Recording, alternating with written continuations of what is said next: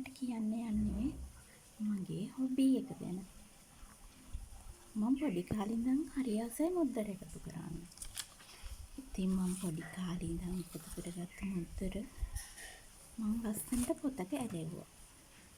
මේ තියෙන්නේ ඒ මුද්දර. බලන්න ඔයාලට දැන් දකින්නවත් තියෙනවද ඒ වගේ දේවල්? ඒ කාලේ මුද්දරයක් රුපියල් 2 4 7 3.50 මේ ලස්සන මුද්දර ටික මං ආසාවෙන් එකතු කරපු දේවල්. ඔයාලටත් පුළුවන් නේද ඔයාලගේ දරුවන්ට කියලා දෙන්න මේ වගේ විනෝදාංශ ගැන. දැන් මේ පොත ටිකක් පරණ වෙලා. මං ඒ හින්දා මේ මුද්දර ටික හිමීට ගලවලා අලුත් පොතකට මාරු කරන්න තමයි හිතාගෙන ඉන්නේ. දැනටමත් ඒක පටන් අරගෙන තියෙන්නේ. බලන්න මේ මුද්දර වල ලස්සන. ගොඩක් ලස්සනයි නේද?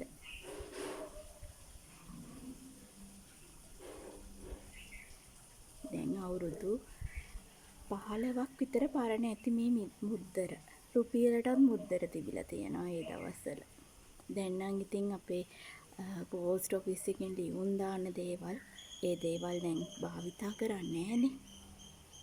දැන් ඉතින් හැම දෙයකම තාක්ෂණයේ දියුණු වෙලා ඒ නිසා මේ ඊමේල් ටෙලිෆෝන් ඇවිත් තියෙන නිසා මේ මුද්දර නම් දකින්නවත් නැහැ.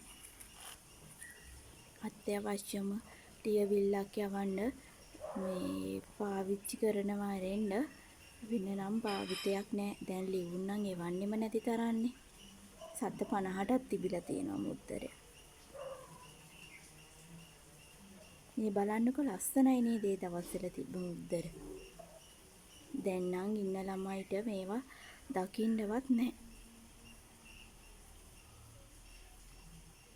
පොඩි දරුවන්ට පෙන්වන්න තමයි ඉතින් මේවා වටින්නේ. මම මගේ දුවටත් මේ දේවල් පෙන්නනවා. මේ මුද්දර ටික හිමින් ගලවලා අලුත් පොතකට මාරු කරේ මගේ දුවට කියලා. එයාට කියලා තමයි මේ දේවල් මං එළෙව්වේ. බලන්න ලස්සන.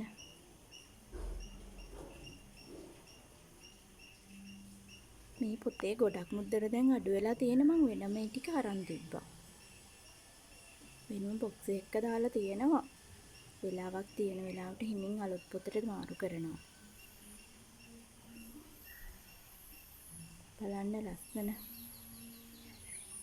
ගොඩක් සත්තුත් ඉන්නවා ඒ දවස්වල මුද්දරවල. නැට්ටුවෝ, බෙරකාරයෝ. ඒ වගේ දේවල් තමයි ගොඩක්ම තියෙන්නේ. මේ බලන්න පොත ගොඩක් පරණ වෙලා.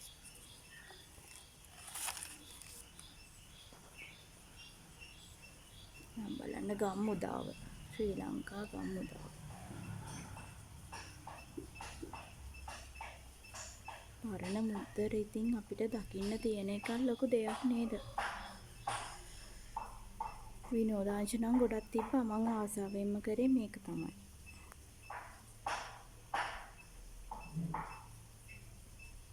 මේ කාලේ ඉතින් මේ දේවල් මෙහිම පොතක තියෙන එක ලොකු දෙයක්.